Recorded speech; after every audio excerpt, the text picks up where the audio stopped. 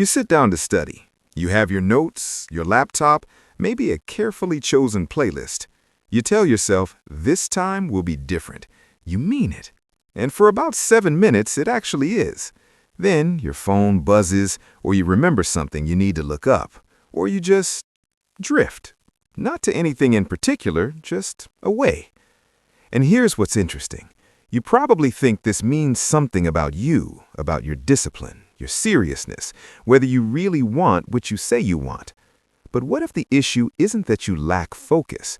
What if you've been focusing the entire time, just not on what you intended? Because here's what we've gotten wrong about concentration.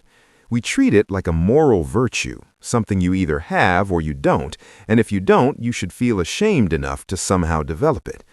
We've built an entire culture around the idea that focus is about willpower, about forcing your mind to stay put, like training a difficult animal. But your brain isn't difficult. It's actually doing exactly what it evolved to do. Every time you drift away from your textbook, your attention is making a choice, not a random one, a calculated one, based on what feels most relevant to your survival in that moment. And the problem most study advice completely misses is this. Your brain doesn't care about your chemistry exam, at least not automatically. You have to teach it to care, and that's a completely different project than forcing yourself to concentrate. The psychologist Mihaly Csikszentmihalyi spent decades studying what he called flow states, those rare moments when concentration feels effortless. And what he found is that flow doesn't come from discipline. It comes from a very specific relationship between challenge and skill, between what you're doing and why it matters to you. Your brain needs to believe there's something at stake, something real. When you can't focus, it's often because some part of you has correctly identified that nothing important is happening. You're going through the motions, and your attention, which is actually one of the most precious resources you have, is refusing to be wasted. So the first thing you need to do, before any technique or strategy, is make peace with this. Your distractibility isn't a character flaw, it's information. Now, having said that, there's a useful paradox here. While your brain is designed to wander toward what feels meaningful, it's also designed to wander simply because wandering kept our ancestors alive. Novelty detection, threat assessment, the same mechanism that helps you notice a car running a red light also makes you check your phone 40 times an hour. This is where the research gets interesting. Neuroscientist Adam Gazzaley found that our brains don't actually multitask, we task switch. And every switch costs time. Not just the seconds it takes to look at your phone, but the minutes it takes your prefrontal cortex to rebuild the context you just abandoned. You think you're taking a quick break. Your brain thinks you're starting over. So the first real tip isn't about building focus. It's about removing the opportunity to lose it. You need friction, deliberate, strategic friction between you and distraction. Put your phone in another room, not on silent, not face down, in another room. Use apps that block websites, but here's the key. Set them for longer than feels comfortable, 2 hours, not 20 minutes. Because the goal isn't to restrict yourself, it's to make the decision once so you don't have to keep making it. The writer Cal Newport calls this attention architecture.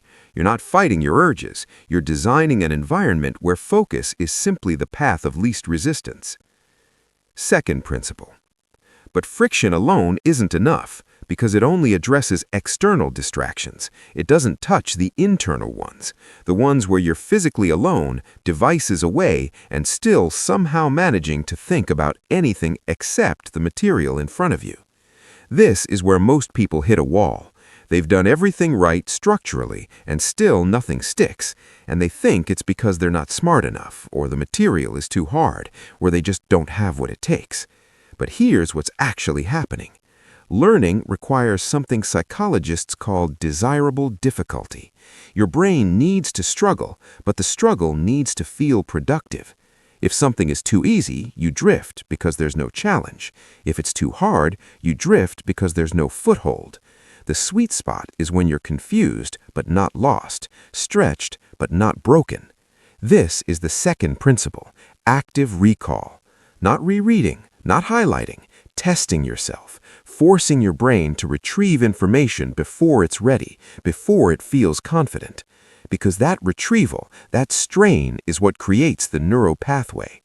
The mistake most students make is they study until they understand something.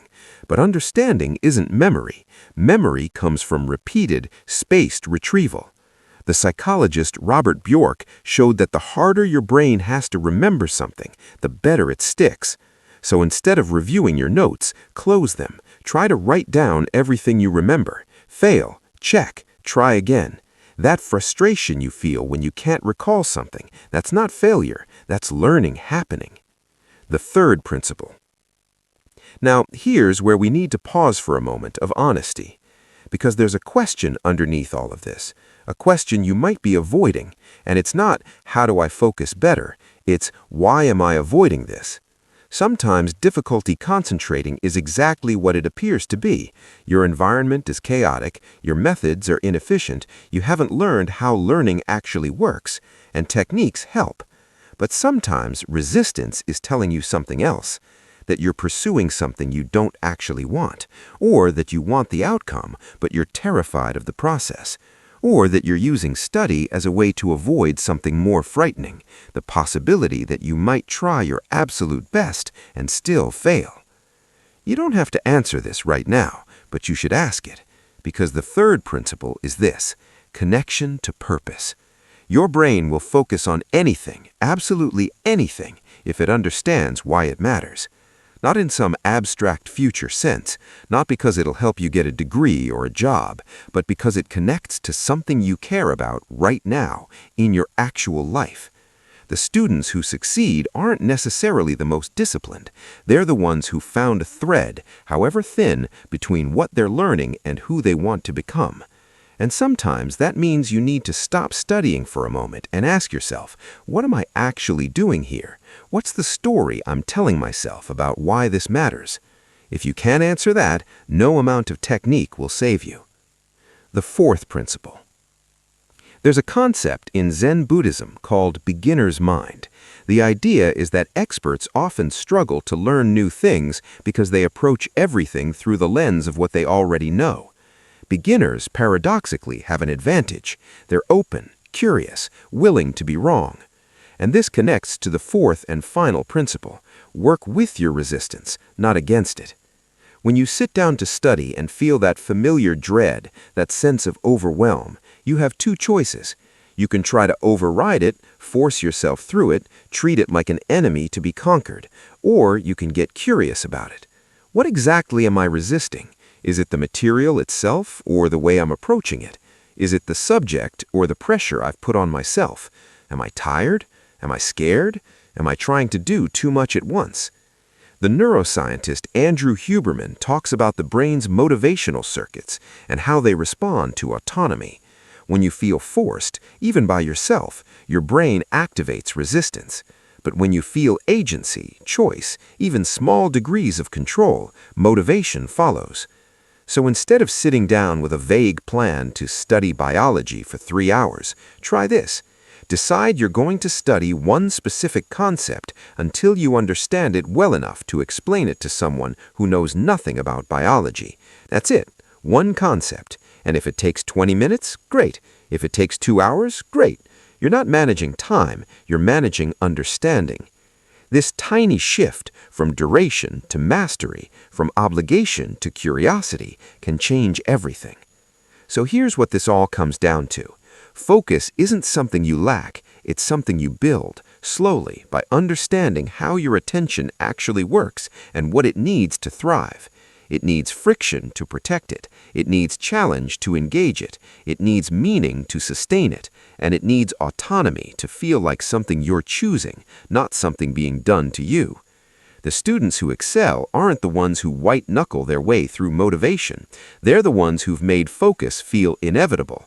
Not easy, just inevitable. And if you're someone who's struggled with this, who's felt like everyone else has some secret you weren't told, here's what I want you to know. You're not broken. You're not lazy. You're just treating your attention like something it isn't. And once you start treating it like what it is, a limited resource that responds to design and meaning and care, everything changes. Not overnight, not dramatically, just gradually, in a way that lasts. In the next video, we're going to talk about something adjacent to this, something most people don't realize is connected, why the pressure to be productive might be the exact thing killing your ability to produce anything at all, and what happens when you stop optimizing and start trusting yourself instead. But for now, just notice. Notice where your attention goes when you're not forcing it. Notice what that might be telling you. You might be surprised by what you find.